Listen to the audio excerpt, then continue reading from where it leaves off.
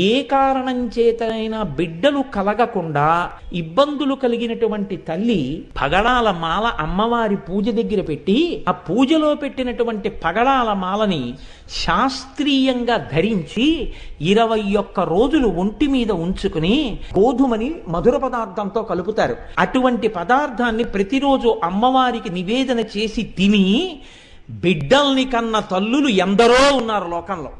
పగడాలకు ఆ శక్తి ఉంది. బిడ్డలు కలగని తల్లులకు కూడా బిడ్డలు కలిగేటట్టుగా చేసి గర్భమునకు ఉన్నటువంటి దోషాన్ని తొలగించాయి. దీని మీద నాకు జ్ఞాపకం ఉంటే ఆ పేరు కరెక్ట్గా డాక్టర్ జిరి అన్న ఆయన, మన దేశం వారు కాదు, ఆయన ప్రయోగం చేసి నిజమే భారతీయ సాంప్రదాయంలో పగడాన్ని అంత గొప్పగా చెప్పడానికి కారణం ఉంది, పగడానికి ఆ శక్తి ఉంది అని నిరూపించి చూపించారు. కాబట్టి పగడం అంత గొప్పది. అందుకే పగడం తలుచుకుంటే అమ్మతనం ఉంటుంది అందులో. అది అందుకని పగడం వేసి చెప్పడం.